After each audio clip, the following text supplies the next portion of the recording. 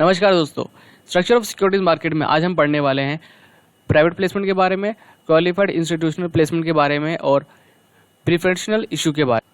तो सबसे पहले हम स्टार्ट करेंगे प्राइवेट प्लेसमेंट से।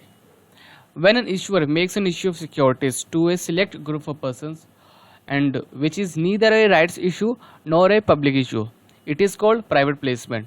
This is primarily a wholesale issue of securities to institutional investors.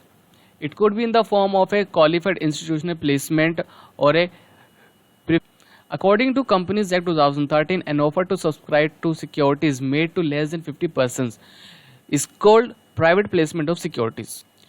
The requirements of SEBI's regulations with respect to a public issue will not apply to a private placement.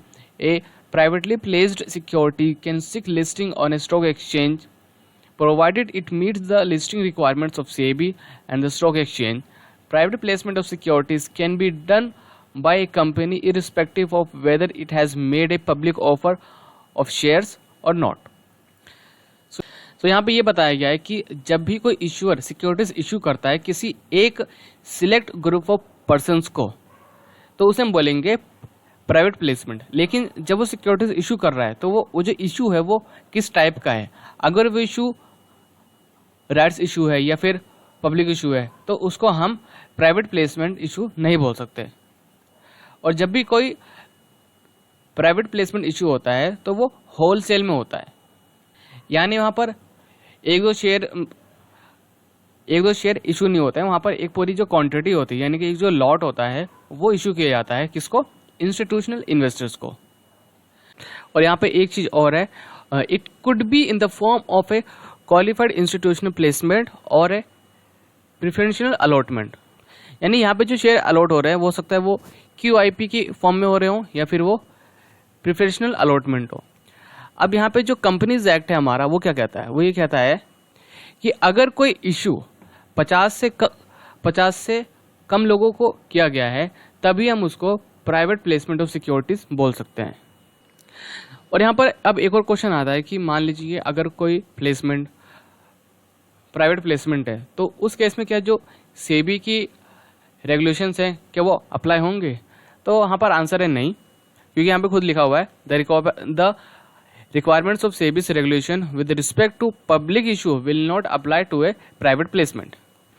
यानी अगर कोई issue private placement है तो वहाँ पर सेबी की जो regulations हैं वो अप्लाई होना कंपलसरी नहीं है। सो यहाँ पर एक चीज़ और बताई गई है, मान लीजिए किसी इशूअर ने यहाँ पर प्राइवेट प्लेसमेंट ऑफ सिक्योरिटीज कराया, ठीक है, तो उस केस में क्या वो स्टॉक मार्केट पे लिस्ट हो सकता है फिर नहीं? तो यहाँ पर आंसर है यस, हो सकता है, लेकिन उसको सेबी की जो रिक्वायरमेंट्स हैं वो उसको फुलफिल करनी पड़ेगी और जो स्टॉक एक्सचेंज है उसकी भी। ध्यान रहे ये दोनों अलग अलग एंटिटी हैं, ठीक है, सेबी और स्टॉक एक्सचेंज। सो यहाँ पर नेक्स्ट टॉपिक है हमारा प्रिफरेंशियल इशू।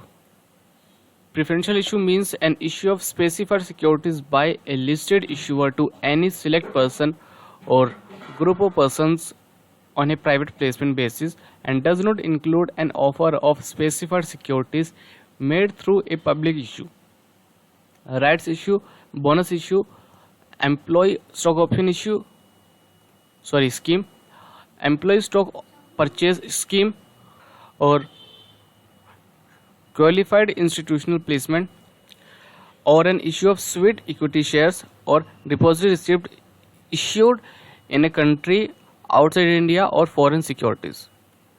सो यहाँ पे हमें ये बताया गया है कि प्रीफरेंशियल इशू क्या होता है। तो ये भी एक तरीके का प्राइवेट प्लेसमेंट इशू होता है जिसके अंदर कुछ लिस्टेड इशूअर एक सिलेक्ट पर्सन को या फिर एक सिलेक्ट ग्रुप ऑफ पर्सन्स को ही सिक्योरिटी इशू करते हैं।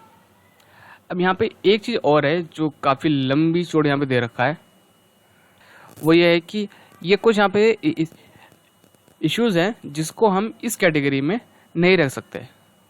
जैसा कि पहले यहाँ पर है पब्लिक इशू, तो वो भी इस कैटेगरी में नहीं आता है।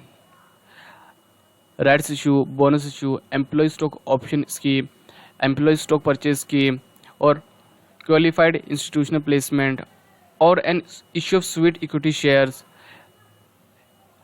डिपॉजिट रिसीव्ड अब वो जो DR है वो चाहे वो आउटसाइड इंडिया इशू किया गया है या फिर वो कोई फॉरेन सिक्योरिटीज हो, उसे हम इस कैटेगरी में नहीं रख सकते। तो यहाँ पर जो इशूअर होगा उसको कुछ प्रोविज़न कंप्लाई करने पड़ेंगे और वो जो प्रोविज़न होंगे वो बनाए गए हैं सेबी के द्वारा। सो यहाँ पर कुछ प्रोविज़न यहाँ पे दिए गए हैं, जैसे कि प्राइसिंग क्या होगी, disclosures in the notice, lock in addition to requirements specified in the Companies Act. और कंपनीज एक्ट में भी कुछ चीज़ें हैं जो कि इशूअर को यहाँ पे फॉलो करना पड़ेगा। सो नेक्स्ट हमारा QIPs, qualified institutional placements. Qualified institutional placement is a private placement of shares made by a listed company to certain identified categories of investors known as qualified institutional buyers. QIPs include financial institutions, mutual funds, and banks, among others. SEBI has defined the eligibility criterion for corporates to be able to raise capital through QIP and other terms of issuance under QIP, such as quantum and pricing, etc. So ये भी एक तरीके का private placement of shares है, यानी इसके अंदर भी कुछ एक सिलेक्टेड ग्रुप ऑफ पर्सन्स को ही शेयर्स अलॉट किए जाते हैं। तो उसकी भी एक कैटेगरी होती है, जैसे कि रिटेल इन्वेस्टर्स हो गए, हाई नेटवर्थ इन्वेस्टर हो गए, या फिर कुछ इंस्टीट्यूशनल इन्वेस्टर्स होते हैं। तो यहाँ पे अलग अलग कैटेगरी होती है इन्वेस्टर्स की। तो जो भी इन्वेस्टर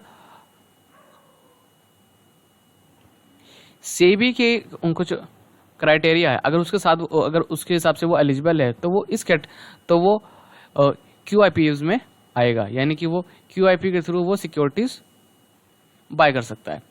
तो अब यहाँ पे देखते हैं कि जो QIP है उसके अंदर कौन कौन से इन्वेस्टर्स आते हैं। तो पहला है हमारा फाइनेंशियल इंस्टीट्यूशंस, सेकंड है हमारा म्यूचुअल फंड्स और थर्ड है हमारा बैंक्स। और भी लोग हैं यहाँ पर, तो यहाँ पे कुछ एग्जाम्पल लिए हैं। तो ये वो लोग हैं जो कि QIP में, मतलब QIP की जो कैटेगरी है उसके अंदर आते हैं। और अगर मान लीजिए कोई कंपनी है तो उस केस में सेबी की कुछ क्राइटेरिया है, उसको उसे फुलफिल करना पड़ेगा, तभी जाके क्या आता है वो QIP की इस जो लिस्ट है उसमें आ सकती है। तो जितने भी इन्वेस्टर्स इस कैटेगरी में आते हैं उन्हें हम बोलते हैं क्वालिफाइड इंस्टीट्यूशनल बायर्स। ध्यान रहे, QIP अलग है और QIB अलग है। QIP मतलब क्वालिफाइड इंस्टीट्यूशनल प्लेसमेंट, यानी कि ऐसे इंस्टीट्यूशनल इन्वेस्टर्स को शेयर इशू करना जो कि इस वीडियो के लिए बस इतना ही। मिलते हैं नेक्स्ट वीडियो में। इस वीडियो से रिलेटेड अगर आपका कोई क्वेश्चन है तो आप हमें व्हाट्सएप कर सकते हैं, या फिर आप हमें मेल कर सकते हैं, या फिर आप कमेंट बॉक्स में कमेंट करके हमें बता सकते हैं।